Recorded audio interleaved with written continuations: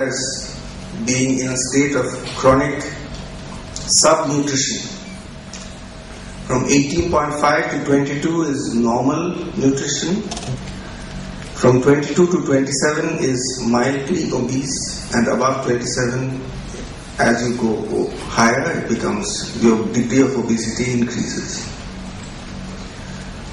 Below 18.5 is regarded as chronic subnutrition. 33% of our adult population, 1/3 of the country, have body mass index below 18.5. Now, for me, this is a shocking figure. Everybody knows that Indian children are malnourished. Gautam also said something about 43% of our children being below malnourished by weight for age criteria. But this figure of 33% is very shocking indeed. Now, if we disaggregate this figure by scheduled caste and scheduled tribe, we find that in the scheduled tribes, more than 50% of the people have a body mass index below 18.5. Among the scheduled castes, more than 60% of our people have a body mass index below 18.5. The World Health Organization says that if in any community more than 40% of the people have a body mass index of below 18.5, that community can justifiably be regarded as being in a state of famine. So we have a condition in which, anyway, the scheduled castes and scheduled tribes are in a state of famine anyway. But even with regard to this 40%, I think this is a misconceived recommendation, because we are not dealing here with any kind of a stochastic phenomenon. We are dealing with a condition in which the 33% who are below 18.5 body mass index, they were below 18.5 yesterday, are below 18.5 today, and they are going to be below 18.5 tomorrow. So that's an absolute proportion. So there's 1/3 of our population, 1/3 of our entire population are already in a state of 100% in a state of subnutrition. So this is a situation which we have to take into account when we evaluate the situation of poverty in our country. But this is not a static kind of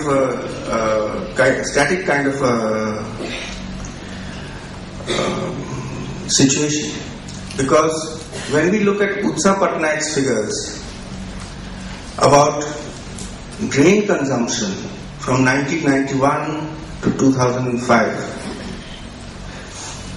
grain consumption has declined so that a family of 5, which had a grain consumption per year of 880 kilograms, roughly, in 2005, they have a grain consumption of 770 kilograms. That is a decline of 110 kilograms in the grain consumption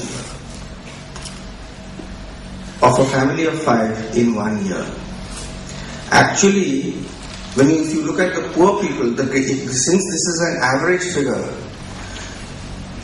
it doesn't really represent the decline in grain consumption adequately, because when you look at the richer part of the population, their grain consumption has in fact gone up.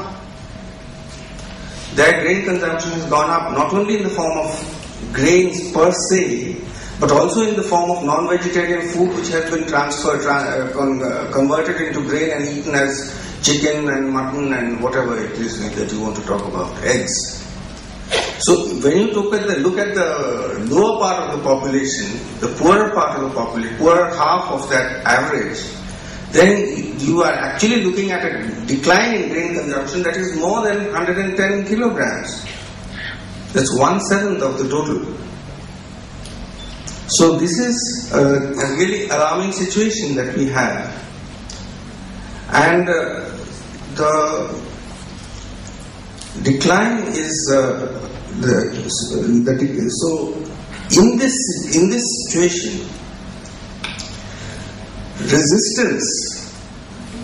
resistance becomes a strategy for staying alive. Resistance is not some kind of a voluntary conscious political activity that so people are deciding that should I be a Maoist, should I not be a Maoist, should I should I have should I go through violence or non-violence, and that whole thing which the whole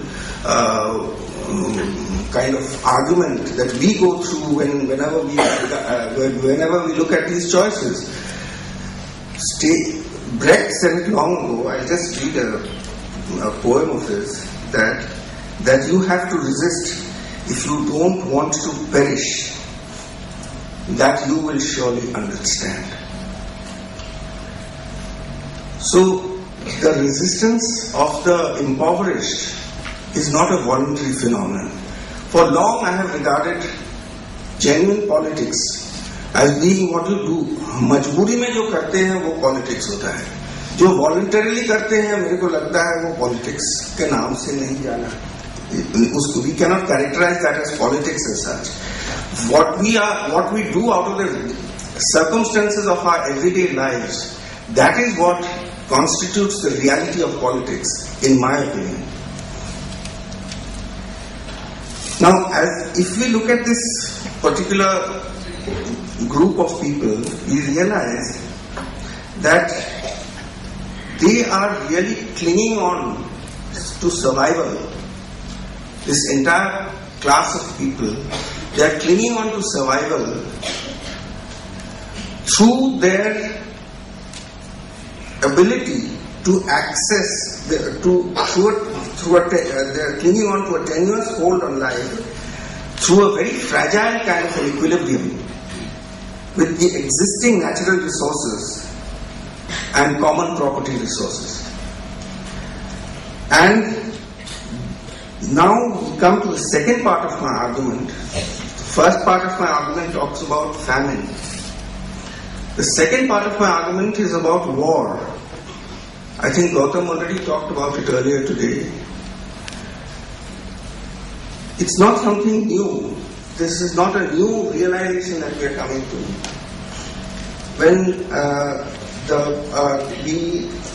the Salwa Judum started in 2005, and we started hearing about what was going on under the rubric of the Salwa Judum, and then we thought that this is too big for any single human rights organization to tackle on its own. So we sent out kind of an SOS to all the human rights organizations, or to all our colleagues in human rights organizations across the country. And a consortium of human rights organizations, the Salwa Judum started in June of 2005. In November of 2005, this consortium of human rights organizations from across the country investigated whatever was happening in Dantewada under the heading of the Salwa Judum. And they came up with a report. And the title of that report was "When the State Makes War on Its Own People." I just want to read out a little bit from the report, from the summary of the report. Since June 2005, Dantewada district, formerly part of Bastar district, Chhattisgarh, has been in the news for an alleged uprising of Adivasis against the Communist Party of India, Maoist.